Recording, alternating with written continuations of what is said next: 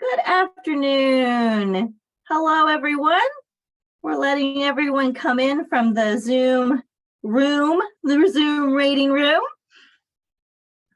We're so glad to have you all here. We're just letting everybody in from the waiting room on Zoom.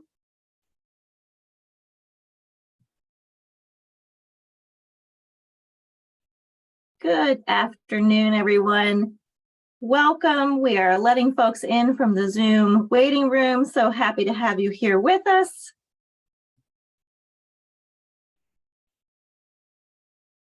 Fantastic. I think we will get started. Well, welcome to today's program, a virtual tour of Hillwood's Orchid-Filled greenhouses.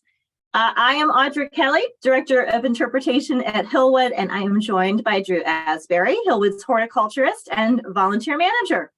What brings us together today is that March is Orchid Month at Hillwood. And in addition to today's program, there are so many ways to experience the floral beauty of Hillwood at this time of year.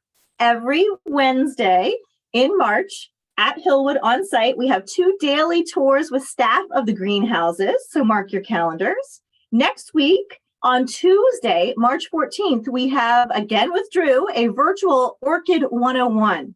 And that's a session where you can learn about how to care for your orchids and get blooms year after year. And that's a virtual program. Then next Friday, March 17th, we have another program, a virtual floral design workshop featuring orchids. And we hope to see you at some of these upcoming programs virtually, or if you're on site, we also encourage you to stop by the newest exhibition, which just opened, Determined Women, collectors, artists, designers at Hillwood. You can explore inside the exhibition the innovating and intrepid collectors, artists, and designers within Hillwood's collection who set an example for Marjorie Post and others by making themselves a place for themselves and overcoming obstacles through their determination to succeed. You are always welcome to visit hillwoodmuseum.org and find out more information on all those activities. In just a few minutes, Drew is going to take us on a virtual tour of Hillwood's collection, sharing stories about the greenhouse history, Marjorie Post's infatuation with orchids, and the exotic blooms and fragrances on display now. This virtual tour with Drew is presented, as we can see, on Zoom, and you are welcome to submit questions via the chat feature, and we will get to questions certainly at the end. Please let me now move to introduce our speaker for today. Drew Asbury is Hillwood's horticulturist and volunteer manager. He joined Hillwood in 2012, and is responsible for the greenhouses, the cutting garden, and the horticulture volunteer program. Drew has worked professionally in the horticulture industry for nearly 20 years, in a variety of positions, including garden center sales, greenhouse growing, and landscape management and design. Drew graduated from the Longwood Gardens Professional Gardener Training Program in 2006 and completed a master's degree in sustainable garden design from the George Washington University in 2020. Without more from me, Drew, I want to turn it over to you, and we're so excited to be with you today. Hey, thank you so much, Audra, and good afternoon, everyone. It's certainly my pleasure to be here with you today to talk to you about the tradition of growing orchids here at Hillwood. And for those of you who are unfamiliar with us, we are located in Washington, D.C., and we're the former home of Marjorie Merriweather Post, who lived at Hillwood back in the 1950s and 1960s. And all the while she was here, she was planning for Hillwood to become what it is today as her lasting legacy and one to be shared and open to the public. So Marjorie Post was a mother, a businesswoman, a philanthropist. She was certainly a legendary entertainer. And most closely related to our talk today, she was a collector of many, many fine things. So visitors inside the mansion today get to enjoy her collections of 18th century French decorative arts and Russian imperial art. But at the same time, it's a bit like stepping into a time capsule of the 1950s. So there's a little bit for everyone to see here at Hillwood. But of course, today we're here to talk about her love affair of orchids, which during her time here at Hillwood, she amassed a collection of nearly 2,000 plants. And here we can see Marjorie Post on her honeymoon cruise with husband Herbert May. And there she's wearing a corsage of her favorite orchid, the Cattleya, also known as the corsage orchid. And there in the top left corner there, we can see a photo of an orchid, the Cattleya orchid in the collection today. And so for our outdoor space, we're a 25-acre property, about half of which is laid out as a series of garden rooms. And that's basically about everything you see on the right 2/3 of that photo. But today, we're actually going to look at the other side of the property. We're going to look over at the greenhouses, which during the days of Marjorie Post, that was not part of the formal gardens. That was the service side of the property. So things like staff housing, garages, workshops, and then the working parts of the state and the gardens, such as the cutting garden and the greenhouse. We're over here on the service side of the property. So here we can see some vintage photos from the days of Marjorie Post. On the left, we can see one of the orchid houses there, just really jam-packed with cymbidium orchids. And again, maybe the greenhouses weren't necessarily off limits to her guest, but what would happen is rather blooming plants from the greenhouse would be brought from the greenhouse when they were in bloom and then arranged into elaborate displays inside the house. So here we can see cymbidiums in the greenhouse and then cymbidiums in the little breakfast room inside the mansion. And then so here we see a couple more displays of her orchids inside the house. These were here in the mansion's entry hall. So these displays would have been some of the very first things that visitors would have seen as they entered the front door of the house. And, these are quite elaborate displays in today's era. So you can imagine 60 years ago, what a gracious welcoming this would have been right inside the front doors. And here we can see Cattleyas here in the front. Again, that was Marjorie Post's favorite orchids. We see some Nobile dendrobiums. We see some Phalaenopsis, as well as looks like some cymbidiums and potentially even some oncidiums back here. So quite a diverse array of flowers on display. But it was truly in her breakfast room is where the orchid displays really were the most extravagant. Here on the photo on the left, we can see some absolutely massive Cattleya specimens in those bay windows. And truly the fragrance in this room must have been just intoxicating and surely overwhelming for some. But I think it shows us that Marjorie Post, obviously, she truly loved those orchids, because yes, that smell must have been very, very powerful. But yet these displays in her breakfast room would be rotated out and often reflected in the seasons. So these two have potentially heavy orchid displays, but we can also see in that photo on the right, in the background, we can see some Asiatic lilies back here. We can see some hydrangeas that were most likely forced in the greenhouse. And if we look closely in the foreground on the table, we also see that, staff back in the day were using Cattleya flowers just simply as cut flowers to be arranged into little arrangements for the table. And so this is just one of the very many traditions that we carry on at Hillwood today. The picture on the left is that same breakfast room from about a couple months ago, featuring Phalaenopsis orchids in the center, flanked by seasonal amaryllis off on those side little windows.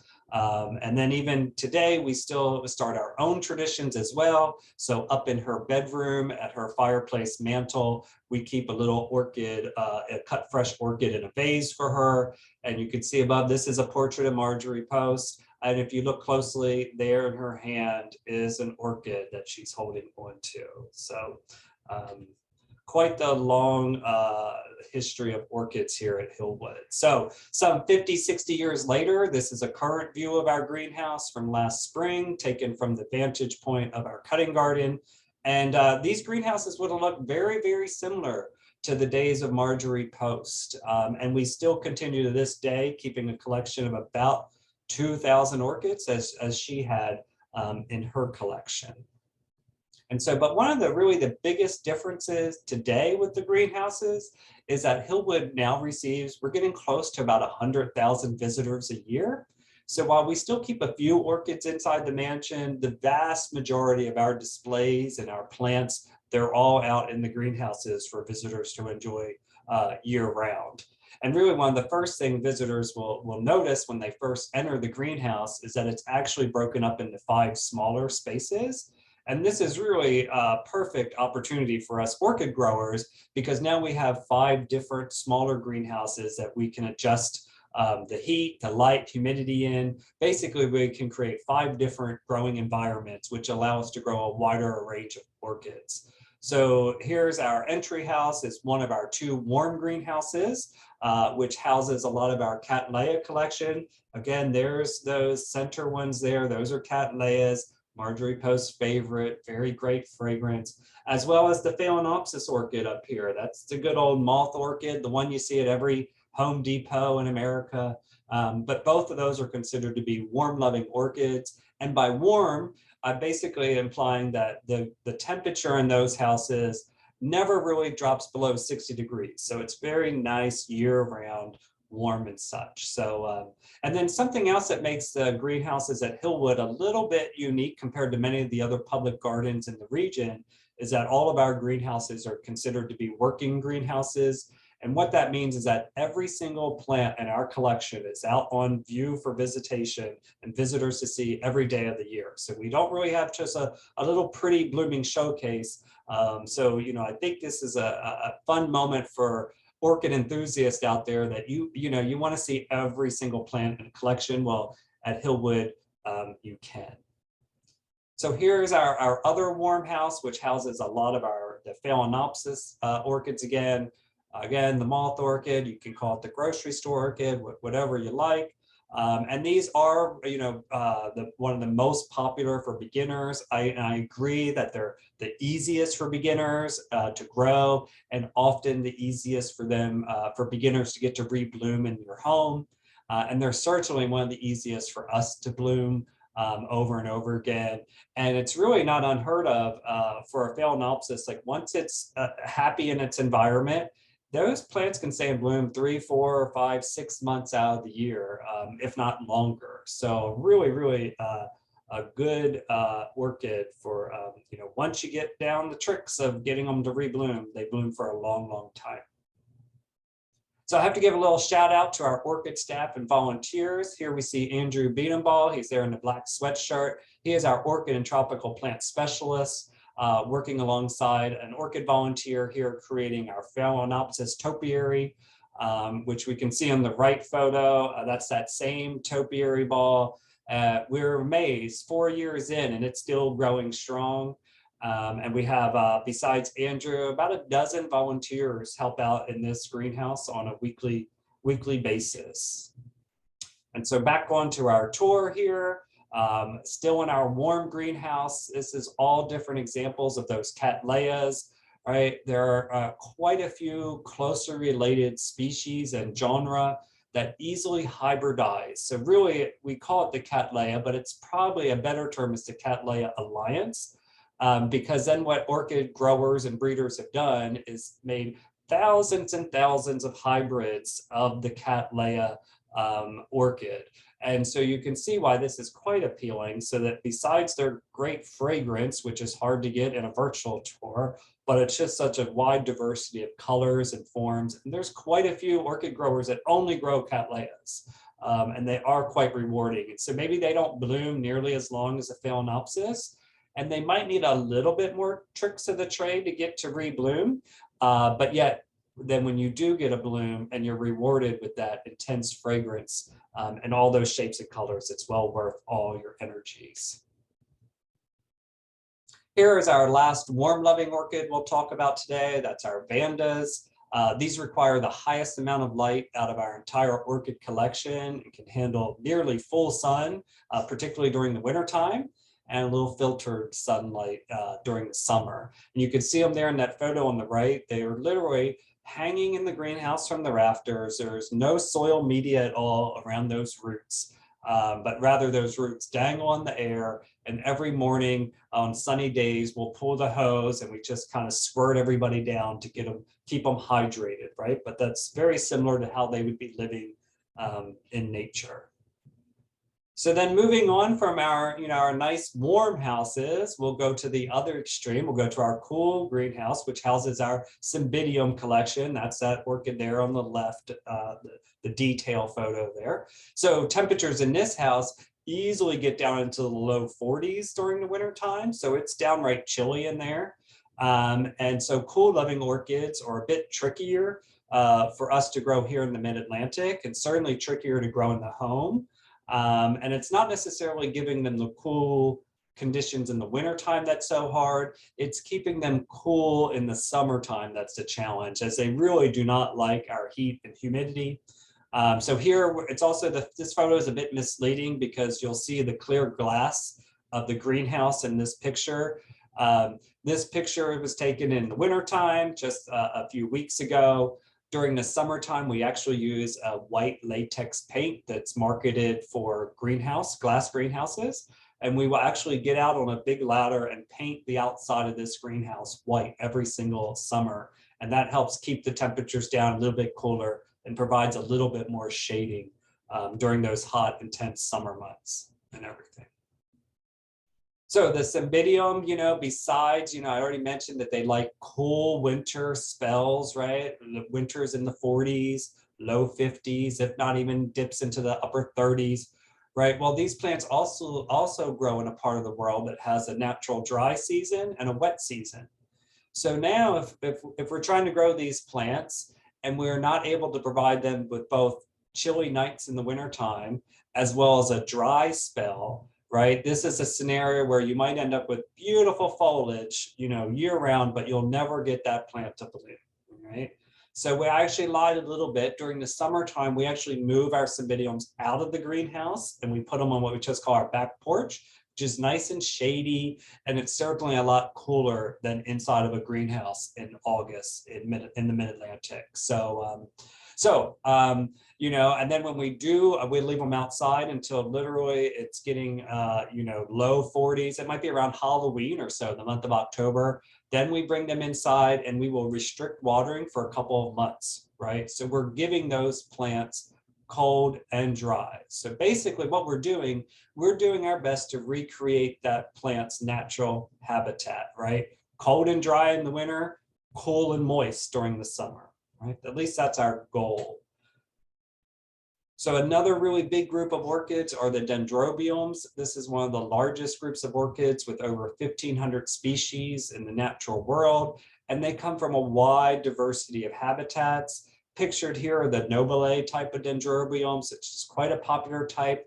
They grow almost exactly in the same conditions as those Cymbidiums. So we also put these out on the back porch to keep them a little cooler during the summer.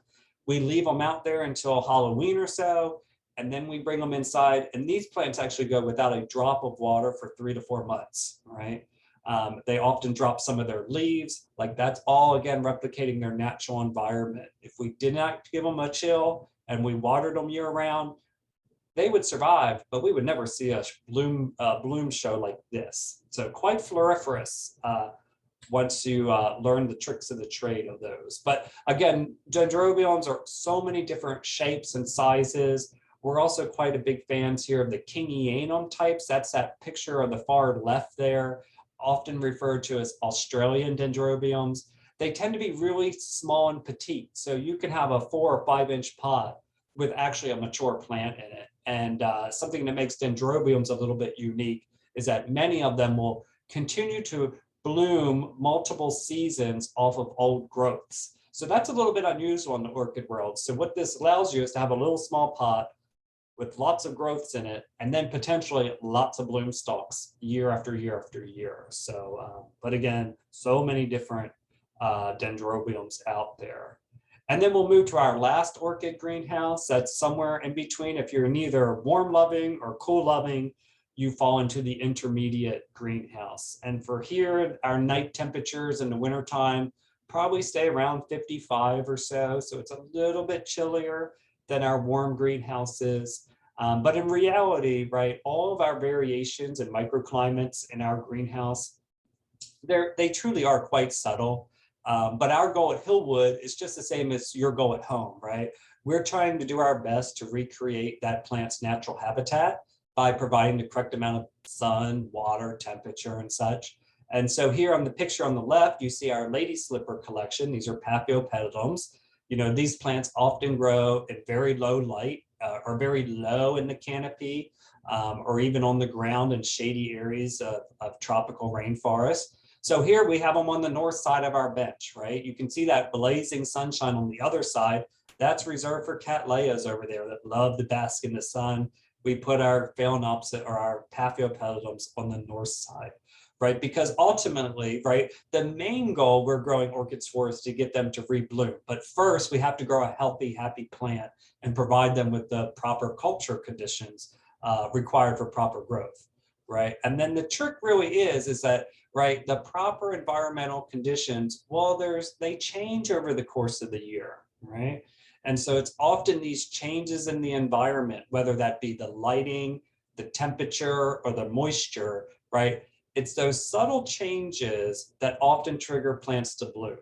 Okay, so you know, just a little hinting at some of the strategies we might use to get our orchids to rebloom. So again, here's the slipper orchids, the paphiopedilums, that quite a diversity of color and forms and combinations, but they all have that iconic slipper-like lip, right? And they're often considered to be good for beginners as well. So if you've been having great success at home with your phalaenopsis orchids, you can often grow a lady slipper right next door to it, and for pretty similar care, right? But again, it's all about creating, you know, recreating that plant's natural habitat. So another really big group of orchids that we have in our collection are called the Oncidiums, or we'll call the Oncidium Alliance. So just like Cattleyas, the Cattleya Alliance, the Oncidium Alliance is made up of quite a few different closely related genera and species that easily hybridize with one another. So what you end up with is thousands of combinations of colors and forms.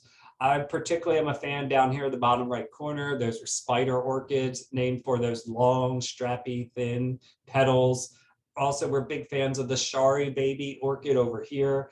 Most Oncidiums don't really have a noticeable fragrance, at least to me, but the Shari baby just exudes a ton of a chocolate. Sometimes it smells like chocolate, sometimes it smells like vanilla, but it's a powerful fragrance. So, but yes, Oncidiums often called dancing ladies because they can have hundreds and hundreds of little dainty flowers appearing to kind of bounce around in the breeze in nature. And so today we really zoomed in on some of our big groups of orchids and the ones we have the most of, but there are so many one-off oddballs. And just to look at a few here, the far left, that's Ludesia discolor, known for its really dark chocolatey leaves with a really fine pink pinstripe down the veins of the plant. Often it's just sold as a house plant, and it's not even mentioned that it's an orchid. One of the easier orchids to grow. And then Dendrochilum, known as the chain orchid because of the chain-like flowering and fluorescence. Stanhopias might be one of my personal favorites. I always look forward to these blooming. They bloom in the height of the summer, which is a little bit of a more unusual time for orchids to bloom in our greenhouse, but it's the fragrance. Those blooms there will perfume the entire greenhouse, and they're much more powerful than any Cattleya I've ever come across. And then the last orchid we'll look at today, this rambling vine over here, that's the vanilla plant. So if you have vanilla extract at home, that's where it's coming from. In nature, that vine would be clasped onto the side of maybe a palm tree, the trunk, and it would be climbing straight up to the sunlight. And then what we call the vanilla bean, well, that's actually just the seed pod of the vanilla flower. So again, there are thousands and thousands of so much diversity in the world of orchids. You know, pictures really don't do them justice. So I highly encourage you to, you know, take a field trip, come out to Hillwood, check out the orchids while you're here, and of course, everything else that Hillwood has to offer. So with that, folks, that concludes our tour today. As Audra mentioned, you know, I'd love to invite you. Tuesday, we're going to dive much deeper into how to get your orchid to bloom. We'll talk about how to get, you know, how to water, how much light, all of those, just the basics of orchid culture. Audra, I think if we have any questions and answers, I think we have some time. That's fantastic. Well, Drew, you and I were talking about some of our upcoming vacation plans or the pie in the sky things we were dreaming of. And I really do feel like I don't necessarily, some of my travels in is kind of satisfied with this. This has been a magical to sit back in the chair and travel all around the world to see these orchids all in Washington, D.C. at Hillwood's greenhouses. Easy enough, isn't it? Exactly. And we do have one question so far, and I invite folks to use that question and answer module and take some more. Drew, someone is asking, do you have an online seller of lady slippers that you would recommend? This person says they are so difficult to find locally, at least where I live. Well, this is a good question because we do lack very local, at least we have not found like right here inside DC, but there's a place called Woodstream Orchids. It's a smaller operation. It's within an hour or so drive. I think it's southeast of DC, and their specialty is paphiopedilums, or the lady slippers. So certainly worthwhile. I hate, because I don't know all the local resources, so I hate to recommend too many. But we also travel sometimes up to Lancaster, Pennsylvania. Nice little day trip, fun shopping adventure. And there's the name is escaping me now, but if you Googled orchid shop in Lancaster, Pennsylvania, that's another one that has a lot of diversity, and they are retail as well. So, and then other than that, right, Audra, you can find anything on the internet if you Google long enough. So true. So you said that first one was Woodstream, as in a place with trees and a place with water? That's it. Excellent. There we go. I think that's wonderful. We have another question asking about any easy to grow for the beginner orchids that you would recommend, and if there is a list that exists, but we can start here with this. That's such a challenging question, because really it all depends. What's easy for you might be not so easy for the next person, because if you have an apartment with only a north-facing window, you're going to have a totally different list of easy orchids than if you only had a south-facing window, or so. But in general, everyone recommends the Phalaenopsis orchid. That's the moth orchid. So the next time you're in a big home improvement store or the grocery store, and I always recommend you wait till you get what looks like a fresh shipment, right? Like if it's still wrapped into plastic and you think those things just came off the cart, that's your moment to take just to go ahead and go for it. And then there's so much information online about growing a Phalaenopsis, because it's the mass marketing element of the orchid world. It's the Phalaenopsis. So start with that one. And then for me, I think actually some of the Cattleyas are some of our most reliable bloomers here at Hillwood, as well as for me personally at home. So it's just a little bit, it's tweaking the different cultural needs that each plant needs. Excellent. That's some great advice to get us started. Yep. We have another question, which is fantastic to hear. Someone is interested in learning about how they figure out or find out opportunities on volunteering at Hillwood in the gardens or the greenhouse. Yeah. So Hillwood is an organization. We're approaching about the 400 mark of volunteers, and we really can't do what we do around here without our volunteers. In horticulture, we have about 75 volunteers. And then in the greenhouse, there's probably maybe 24 or so that work for different gardeners and such like that. So you are more than welcome to reach out to me directly. We've kind of winded down for the season, our onboarding of volunteers right now, but I always keep a wait list of interested folks. And when we start up, the recruiting of volunteers again, that wait list is the first folks I reach out to, and to see if you're interested in more. So yeah, we're always looking for new volunteers. Okay, fantastic. So, and there's a section on our website too. Is there not, on jobs and volunteering down at the bottom, and you can click there? Yep. Fantastic. A lot more information. Yeah. That's great. And we have a question about, do you have, Drew, any other favorite places besides Hillwood to go see some beautiful orchids? Oh, that's a good question. So a National Capital Orchid Society would be a good thing to Google because they put on different shows. I think Brookside Gardens is now the host of the big annual orchid place. So that would be the other place where you could actually purchase orchids and then see displays and all of that. I love all the other local public gardens. So the United States Botanic Garden has a really nice greenhouse filled with orchids. The Smithsonian has they do an orchid show or exhibit normally about this time of the year too. So, and they always change it up. It's at a different museum. So they kind of really go overboard.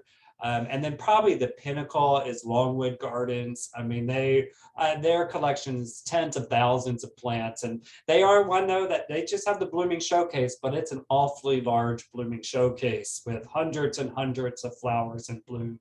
So they probably are the gold standard that everybody else compares themselves to. Those are kind of the top ones that pop up in my head, Audra.